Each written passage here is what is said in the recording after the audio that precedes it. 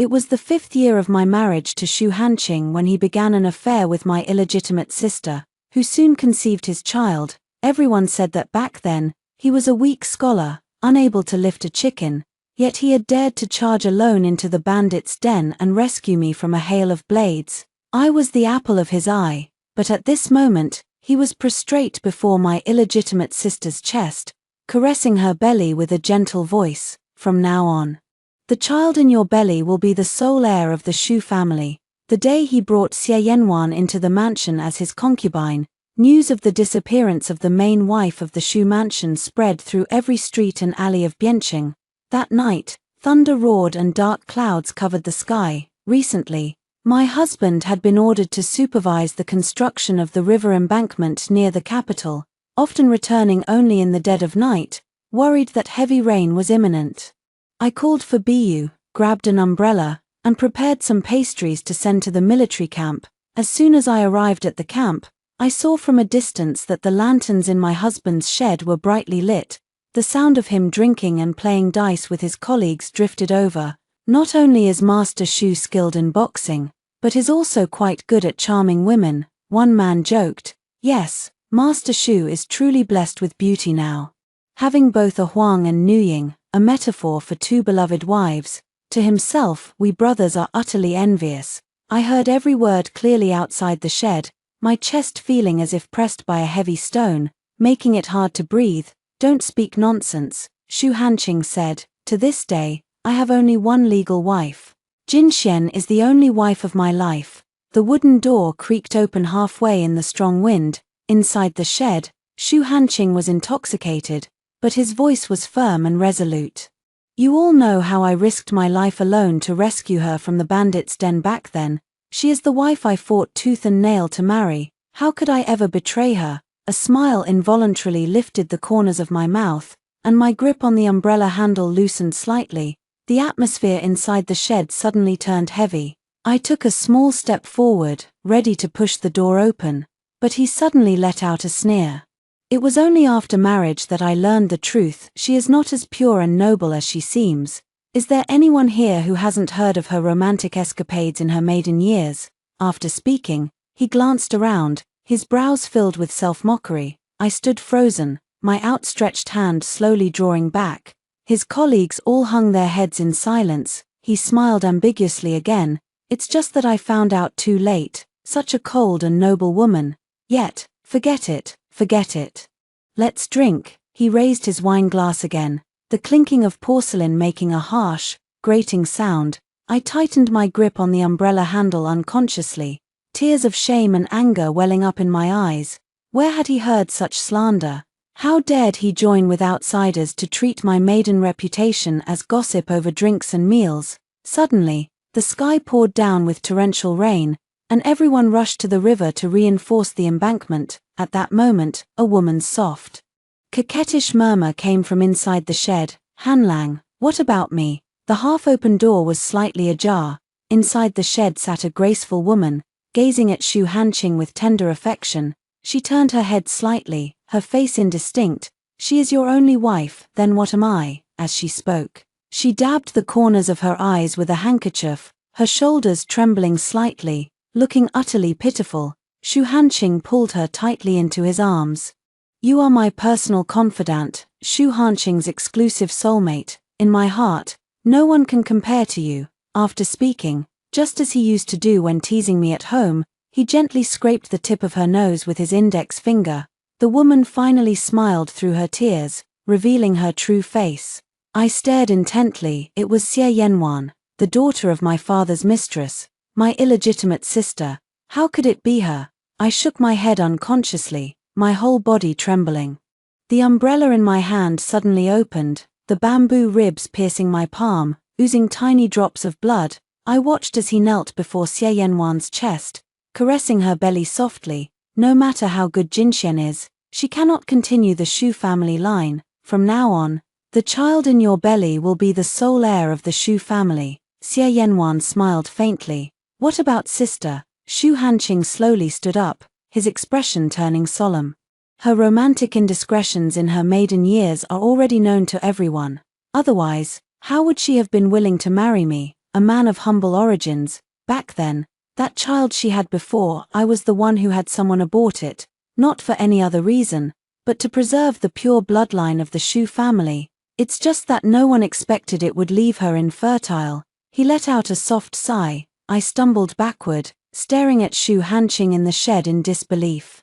Grief and anger churning in my heart. My Yao Yao, he was the one who had killed her. Xie Yanwan stroked his cheek, smiling cunningly. When sister was pregnant with Yao Yao, you took ruthless action. Her 8-month-old baby was born prematurely and died as soon as it was born. Sister barely escaped with her life.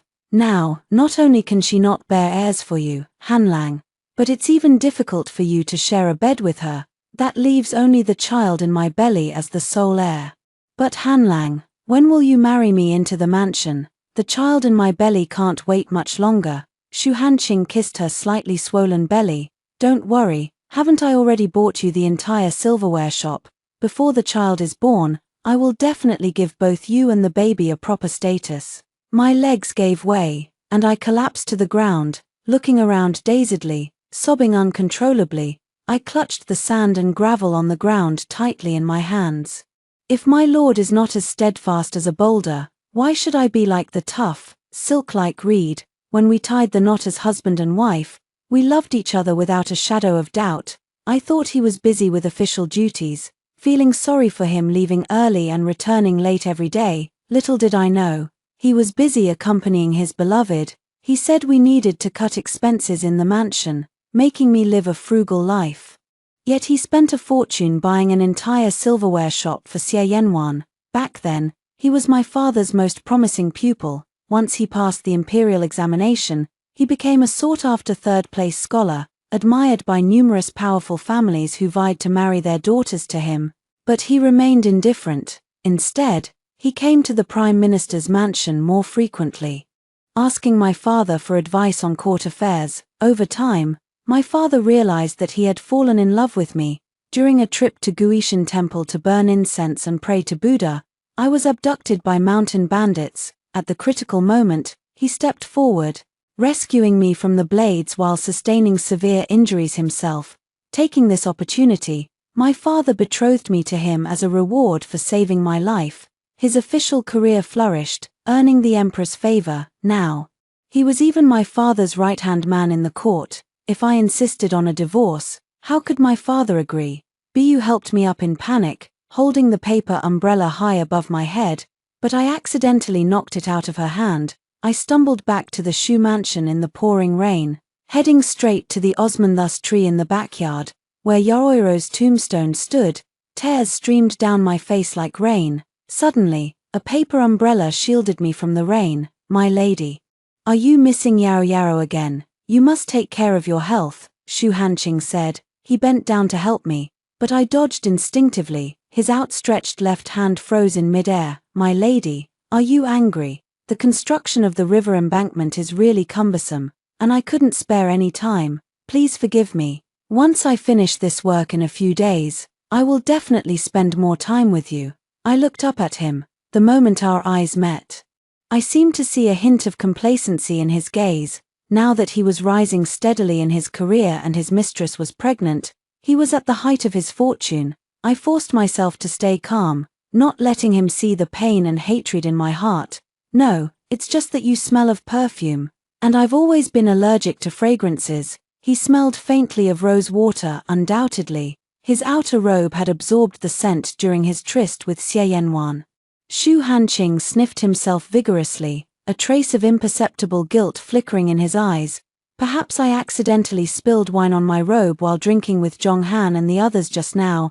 I curled my lips but said nothing more. Taking his hand and slowly standing up, he put his arm around my waist, tilting the umbrella mostly over me. Along the way, he kept urging me to be careful not to catch cold, and told Bu to boil ginger soup overnight, personally feeding it to me.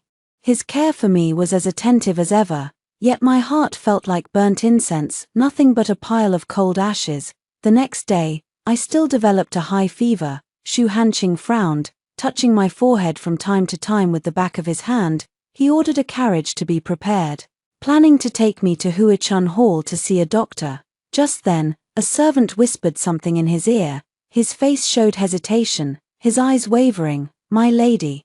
The heavy rain last night destroyed a section of the embankment. I have to go to the scene to inspect it." My head was spinning, but I nodded. "Official duties are important. Go quickly." After he left, seeing that my high fever hadn't subsided, Bu hired another carriage for me. When we arrived at Huachun Hall, we saw our family's carriage parked at the door. I felt confused. As soon as I entered, I saw Xie Yanwan consulting the doctor, but there was no sign of Xu Hanqing. "Madam, your pulse is stable," the old doctor said. "I'll prescribe some anti-fetal medicine to strengthen your vitality. With proper rest for a few more days, this pregnancy will be secure." Listening to the doctor's diagnosis, the last embers of hope in my heart were blown away. She stood up to take her leave, and the moment she turned around, she met my complicated gaze. She froze for a moment, then a mysterious smile appeared on her face, proudly protruding her belly. She swaggered toward me. "Oh, sister, are you ill again?" I looked at her belly, finding it glaringly offensive. When I was pregnant with Yao Yao, my belly had been just as round. She stroked her belly, her eyebrows and eyes full of provocation. "Sister, guess who the father of the child in my belly is?" A cold wind blew, and I began to cough violently. Seeing this, Bu draped a cloak over my shoulders. Xie Yanwan leaned closer, whispering in my ear, "It's brother-in-law's." She thought I still knew nothing, waiting to see me lose control of my emotions. Very well, I would play along with her act. Enraged, I pushed her away roughly. "What nonsense are you talking about? You're an unmarried girl. How dare you commit such a shameless act and slander your brother-in-law? Do you not care about your own reputation, or do you want to ruin his official career?" She put one hand on her waist and the other on the table, smiling contemptuously.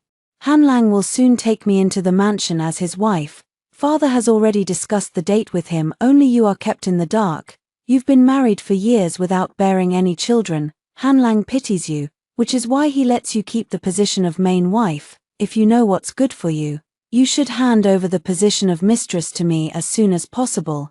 My head felt even more muddled. I never imagined that this was my father's scheme. "You're just as lowly as your mother, always wanting to be someone's mistress," I spat. When Xie Yanwan heard this, her eyes turned bloodshot. She clenched her fists and lunged at me, ready to strike. "Don't mention my mother," she shrieked. Back then, my mother was going to take me back to the Prime Minister's mansion to claim my rightful place in the family. "It was your mother, that woman from the General's mansion, who drove her to smash her head against a pillar and commit suicide on the spot.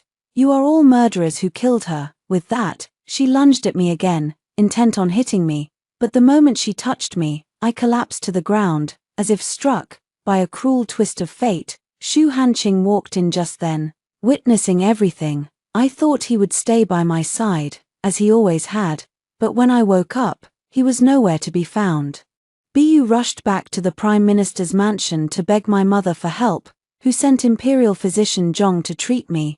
Imperial Physician Zhong told me that the wind cold was no longer a serious issue.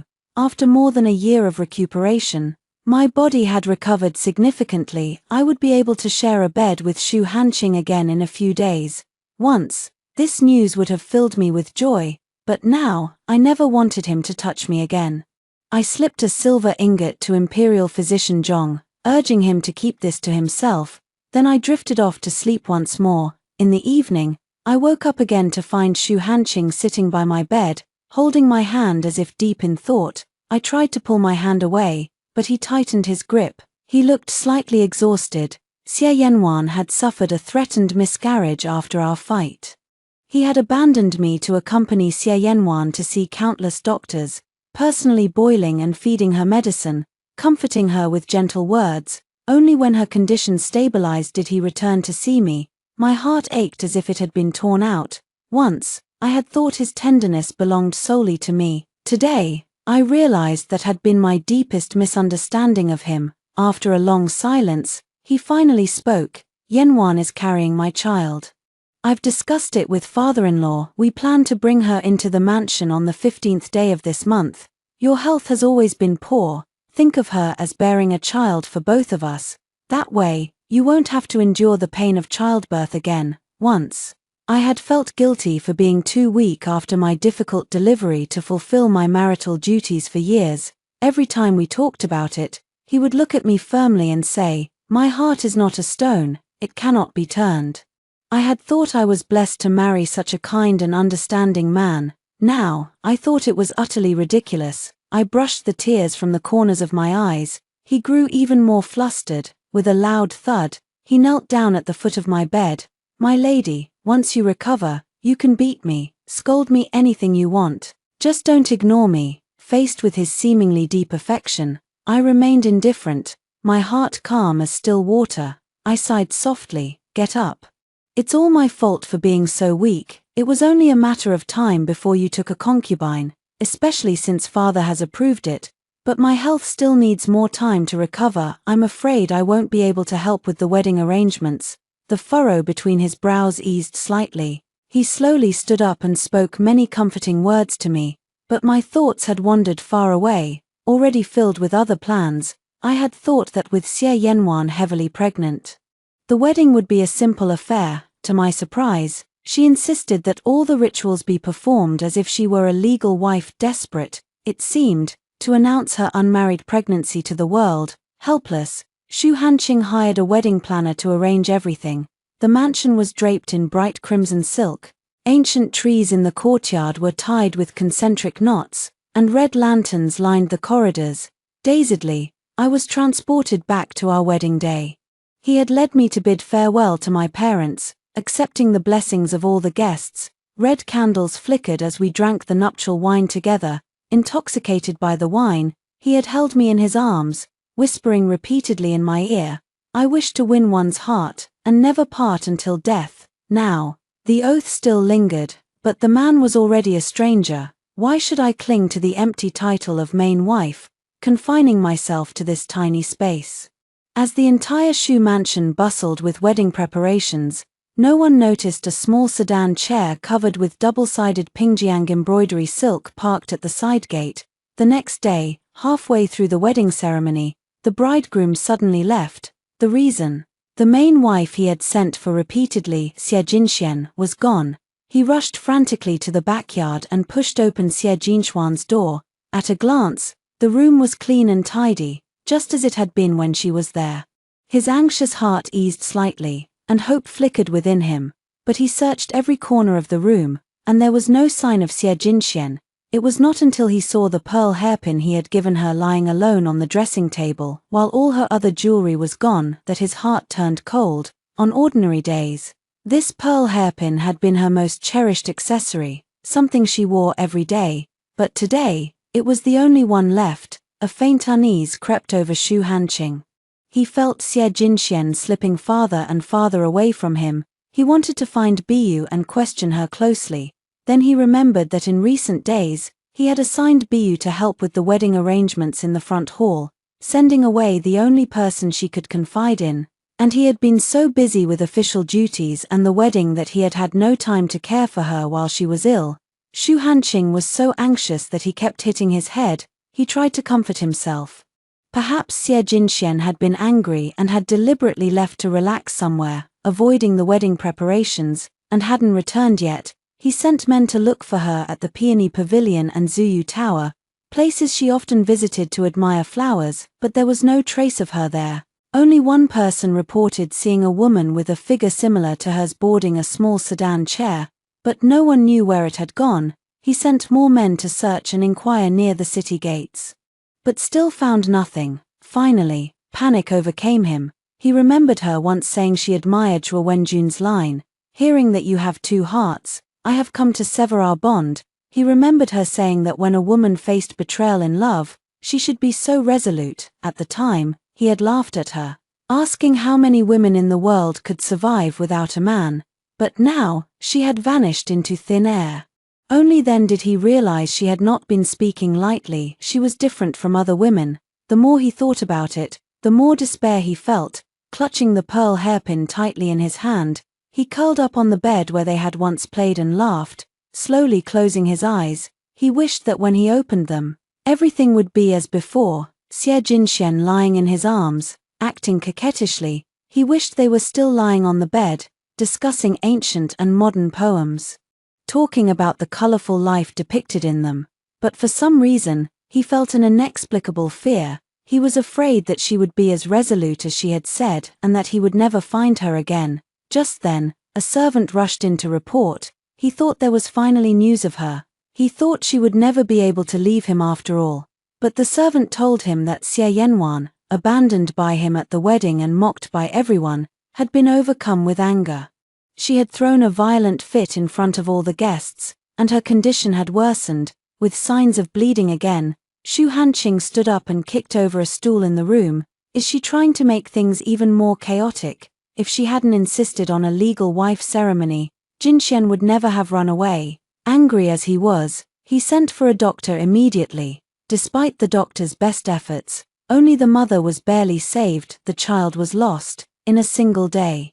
He had lost his wife and his son. The farcical wedding had also become the talk of the entire city. Overnight, grey hairs had sprouted all over his head. The next day, news of the disappearance of the main wife of the Shu mansion spread through every street and alley of Biancheng. Meanwhile, I was in Pingjiang County, listening to storytelling and eating iced cheese. During my recuperation at the Shu mansion, I had written a letter to Yunyang. She had been my playmate when I was a child, staying at my grandmother's house. Now she ran her own embroidery workshop. We had kept in touch through letters all these years, completely unknown to Xu Hanqing. When she heard about my suffering, she invited me to Pingjiang County to run the embroidery workshop with her. Taking the remaining part of my dowry, I had secretly left for Pingjiang County alone in a small sedan chair, without telling anyone. In the years that followed, Yunyang and I called ourselves cousins, jointly running Nishang Workshop. I had a new identity, Guo Wanxin, the second owner of Nishang Workshop and Yunyang's cousin, combining Yunyang's unique double-sided embroidery with my painting skills honed since childhood. Our works, half embroidered, half painted, were unique and stood out among the many embroidery workshops in Pingjiang County. A folk ballad even spread. Embroidered flowers exude fragrance, embroidered birds seem to sing, embroidered tigers appear ready to run, embroidered people are vivid and lifelike. Soon, this ballad reached the palace. Men from the palace came, ordering Nishang Workshop to embroider a congratulatory piece for the Empress Dowager's 60th birthday. With time pressing, Yunyang and I worked day and night, finally completing 100 birds worshipping the phoenix just before the Empress Dowager's birthday. One side was embroidered with pine trees, cranes, and 100 birds of different shapes and colors using ice silk. The other side was embroidered with a birthday celebration scene using gold thread. Under different lights, the 100 birds appeared in different postures, afraid of making a mistake during the presentation. The palace eunuchs brought Yunyang and me to the palace to present the gift in person. On the day of the birthday banquet, the eunuchs led Yunyang and me into the main hall, holding 100 birds worshipping the phoenix. As the setting sun streamed into the hall, Yunyang and I slowly unfolded the embroidery. The 100 birds displayed countless postures in the light and shadow, even attracting cranes to stop for a moment. Everyone in the hall was amazed. The Empress Dowager was overjoyed, praising the Empress for her virtue and discerning eye. To show his filial piety, the Emperor personally wrote a golden plaque for Nishang Workshop on the spot. Following suit, the Empress rewarded us with 100 taels of gold. Yunyang and I were so excited that we kowtowed repeatedly, almost knocking our heads against the ground. Xu Hanqing, who was serving as the Minister of Revenue, watched everything from the side. The Empress Dowager was very interested in our double-sided embroidery and invited Yunyang and me to stay in the palace for a few days to exchange embroidery skills with the ladies of the Embroidery Academy. I never expected that Xu Hanqing would stop me on the corridor of the palace. After all these years, his temples were streaked with grey, and his eye sockets were slightly sunken, probably from years of poring over official documents. Jinxian, his voice trembled. His eyes filled with doubt and hesitation. Before coming to the palace, I had found a skilled makeup artist in Pingjiang Prefecture who had taught me disguise techniques. I had thought I would not be recognized today. My lord, my name is Wanxin, I replied calmly. I'm afraid the darkness has made you mistake me for someone else. He gave a bitter smile, the light in his eyes dimming instantly. My apologies, young lady. Please forgive my rudeness, it's just. The way you smiled happily in the hall is almost identical to my wife's. I smiled softly. Many people share similarities in appearance and expression. If there's nothing else, my lord, I shall take my leave. I bowed respectfully and turned to leave. He stood there, looking lost and desolate. The next day, palace maids brought many food boxes to my room along with a handwritten letter from Shu Hanqing, apologizing for his rudeness the previous day. The food boxes contained my favorite Bianqing pastries from years ago, as well as a valuable purple jade writing brush. I distributed the pastries to the palace maids and had the writing brush returned. Then I went to the embroidery academy with Yunyang to discuss embroidery techniques with the other ladies. On our way back, a palace maid led me alone to the mid-lake pavilion. Shu Hanqing was already waiting there. He nodded and smiled at me. Miss Wanxin. Did you not like the purple jade writing brush? I lowered my head and bowed to him. Thank you for your kindness, my lord, but I cannot accept such an expensive gift without having done anything to deserve it. It is too precious for me. He frowned and took a step closer. I hear you are skilled at painting, he said. Teaming up with your cousin, you created the new double-sided embroidery that blends embroidery with painting. I admire your talent greatly, Miss Wanxin. So I had someone find this goat hair brush for you. I hope it will inspire you to create many more exquisite embroidery works.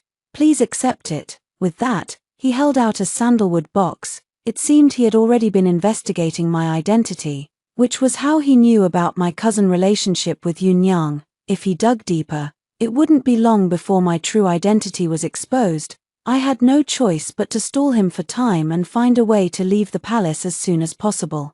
I took the sandalwood box. Thank you, Master Shu, I said with a bow. A faint smile tugged at the corner of his mouth, but his gaze never left me. I excused myself, saying I still had matters to attend to at the embroidery academy, and bowed to take my leave. He watched me go, his expression ambiguous, his eyes hiding emotions I couldn't fathom.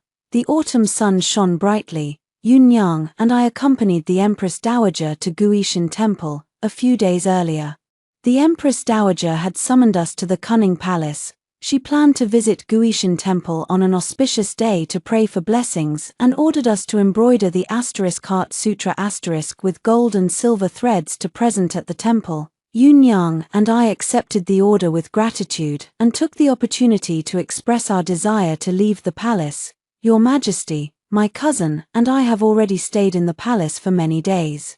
We wish to return to Pingjiang Prefecture soon to proclaim the imperial grace far and wide, I said. The Empress Dowager readily agreed. If all went well, we could leave Bianqing after today's prayer ceremony. The heart I had been hanging finally relaxed. From now on, I would never have to see Shu Hanqing again. Inside the main hall, the embroidery presentation ceremony was underway.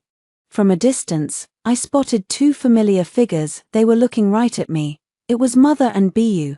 Tears of joy filled my eyes after all these years apart. I quietly slipped into the side hall, and Mother and Biyu followed closely behind. As it turned out, Mother had come to the temple as the relative of a high-ranking official to join the prayer ceremony.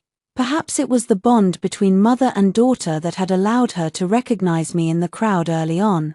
No matter how skilled my disguise was, I could never escape my mother's eyes. The moment we recognized each other, we embraced and wept.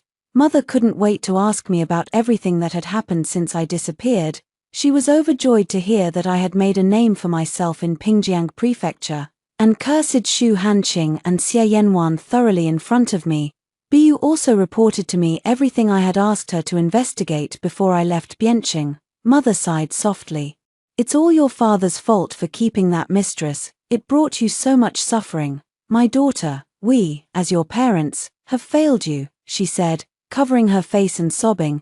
I held her tightly, comforting her gently, and told her I would leave Bianqing today to avoid any further trouble. Though reluctant to part with me, Mother wanted me to live a peaceful life. So after Yunyang and I bid farewell to the Empress Dowager, she personally accompanied us to the city gate.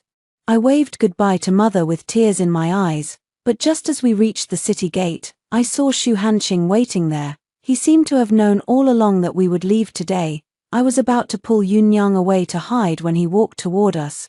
"Are the two young ladies returning to Pingjiang Prefecture?" he asked. I nodded.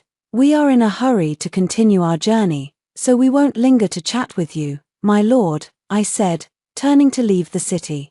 But he shouted loudly to stop me. "Wait." Then, his voice filled with doubt, he asked, "Should I call you Xie Jinxian or Guowan Xin?" As I feared, he had found out the truth. I signaled to Yunyang to leave first, then slowly turned around to meet his probing gaze. He walked toward me step by step, trembling as he grabbed my shoulders, his eyes fixed on mine. "Jinxian, it really is you," he whispered. I tried to pull away, but he held me tighter. "You've finally come back," he said, his voice breaking. "I missed you so much." With that, he pulled me tightly into his arms. The city gate was crowded with people, all staring at us with strange looks. I pushed him away forcefully. "Master Shu, what are you doing?" I snapped. "This is not the first time you've mistaken me for your wife." I wanted to know how much he had found out, so I pretended not to realize he already knew the truth, but he quickly wiped his face with his sleeve. A look of triumph spreading across his features, he calmly took out a stack of rice paper from his bosom. On them were the testimonies of witnesses he had sent someone to gather in Pingjiang Prefecture. Denying it any longer was useless. If he reported this to the emperor, accusing me of deceiving the imperial family, my life would be in danger. I decided to take him to a private room at Fanlu to talk things through. To avoid any further complications, he sat right next to me. His eyes glued to me as if I would disappear at any moment. He tried to hold my hand, but I him sharply. He spoke in a hoarse voice. "Come back to the mansion with me. We can be a loving couple again, just like before." I shook my head, letting out a cold laugh. "No matter how good I am, I can't bear heirs for the Shu family. Besides, you already have your confidant Xie Yanwan in the Shu mansion." He stared at me in shock. You heard everything." I took a sip of cold tea, twirling the teacup in my hand. Suddenly, he stood up and knelt before me, grabbing the hem of my skirt and begging for forgiveness. I gave a bitter smile. "Forgiveness? Why don't you ask Yao Yao if she can forgive you?" I told him everything Bu had uncovered, without holding back. It turned out that Xie Yanwan had harbored a deep hatred for the Prime Minister's mansion because of her mother's death. She had plotted to frame me when I was still an unmarried maiden, luring me to Guishan Temple alone to meet a stranger in the main hall. After that, she spread rumors everywhere to ruin my reputation, even exaggerating the incident to Shu Hanqing, making him believe I had been promiscuous before marriage. She had incited him to harm his own unborn child, leading to my difficult delivery and the death of our baby. Every one of these acts was Xie Yanwan's revenge against the Prime Minister's mansion, but Shu Hanqing had blindly trusted her, breaking his vows and carrying on an affair with her in secret. When Shu Hanqing heard all this, he collapsed to the ground. He had killed his own child with his own hands. He beat the floor frantically with his fists, muttering "impossible" over and over again. He laughed wildly one moment, then sobbed uncontrollably the next. He seemed to have lost his mind. I tried to take the opportunity to leave, but he blocked the door, refusing to let me go. "Jinxian, you are my only wife. You can't leave me," he cried. I slapped him hard across the face.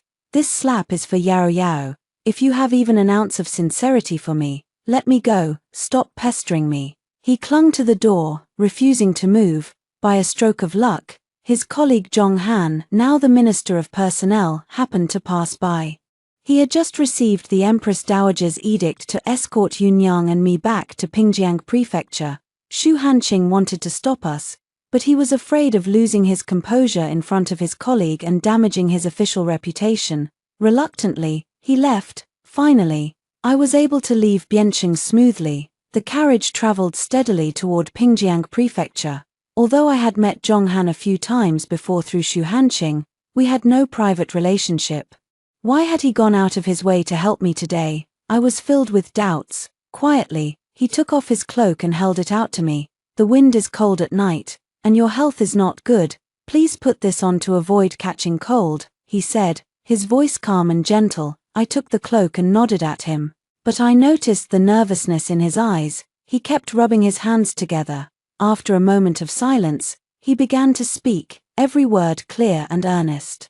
It turned out that he was the stranger Xie Yanwan had tricked into meeting me at Guishan Temple that day. He had fallen in love with me at first sight, but had been unable to find any information about me afterward.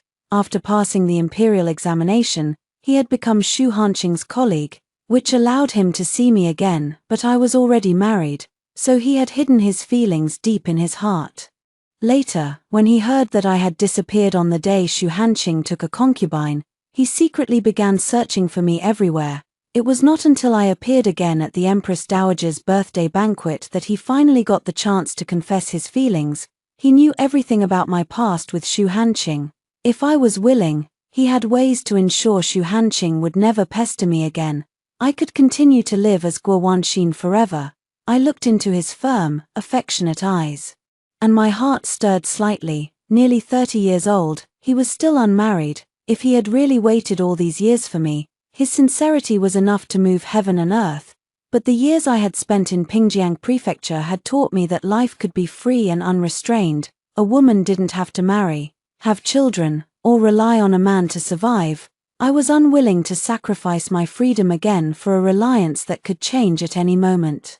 I didn't want to repeat the same mistakes. Perhaps he saw my hesitation. He smiled softly and said slowly, "Miss Wanxin, we have a long future ahead of us." After that, Zhonghan often passed through Pingjiang Prefecture on the pretext of official business. Every time, he brought me the most fashionable fabrics and snacks from Bianqing, and sometimes even handwritten letters from my mother.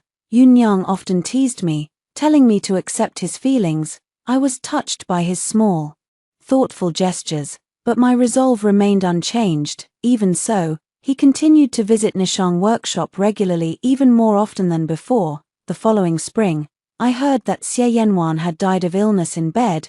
She had suffered heavy bleeding on her wedding day, and her health had never recovered.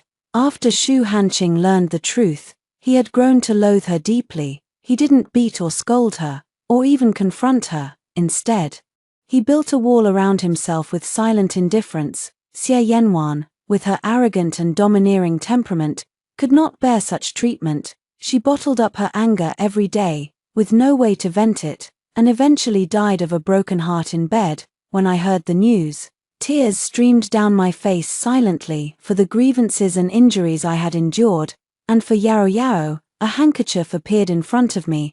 I looked up and saw it was Zhonghan, seeing me frozen in place. He gently wiped my tears with the handkerchief, his hand brushing my cheek softly. I felt the warmth of his palm. At that moment, I didn't hesitate to throw myself into his warm embrace. He patted my back gently, letting me cry bitterly in his arms. Little did we know, Xu Hanqing, standing outside the door, witnessed everything. His expression was complex. He begged me to speak to him alone one last time. I glanced at Zhonghan. "Go," he said. "This should be your last meeting with him." Confused, I still took Xu Hanqing to the tea house. The camellias in the tea house were in full bloom. He looked nothing like the man I had met in Bianqing last time, haggard and emaciated, with a pale, gaunt face. I brewed him a cup of Guyu Yencha, a type of spring tea. The steaming tea blurred his eyes. "I've come to say goodbye," he said. "The emperor has demoted me to Lingnan. I will depart in a few days." I looked up at him in surprise. His hand holding the teacup trembled slightly. No wonder Zhonghan had said this would be our last meeting. Lingnan was a poor, remote place. Few who went there ever returned. But how had he, a former minister of revenue, suddenly been demoted to Lingnan? I was lost in thought when I accidentally burned my lips on the tea I was drinking. "Jinxian, please allow me to call you that one last time," he said. "You are the only woman I have ever loved. I failed to keep my promise and let you down. Can you ever forgive me?" His eyes were moist, and his deep gaze reflected my resolute expression. "Forgive what?" I retorted sharply. "Forgive you for ignoring my life and poisoning me when I was 8 months pregnant. Forgive you for blindly trusting outsiders and killing our child. Or forgive you for distrusting me while believing every word of others. Xu Hanqing, I can say forgive to anyone else, but to you, I will never forgive you for as long as I live." His heart shattered into pieces as tears streamed down his face. soaking his robes, I stood up angrily and walked away without looking back, severing all ties with him. In the 5th year of the Qingyuan reign, Shu Hanqing, the prefect of Lingnan, passed away in office. When Zhonghan told me the news, I was surprisingly calm. He also told me that it was he who had arranged for Shu Hanqing's demotion to Lingnan. I smiled. Understanding dawning. You may not believe it, but I guessed it long ago, I said, when you told me that if I was willing, you could ensure he would never pester me again. I suspected you were behind his demotion to Lingnan, but his embezzlement of public funds was true, and his spending a fortune to buy an entire silverware shop for Xie Yanwan was also true. So everything that happened to him was well deserved. Nothing escapes my lady's discerning eyes, Zhonghan said. Holding my hand, admiration shining in his brows. Over the years, he had traveled back and forth between Pingjiang Prefecture and Bianqing. I knew it was time to give him a real home in Pingjiang Prefecture. Zhonghan also arranged for a transfer to serve as the prefect of Pingjiang Prefecture. Staying by my side, I continued to run Nishang Workshop with Yun Yang. Thanks to the imperial golden plaque bestowed by the emperor, Nishang Workshop had become famous far and wide.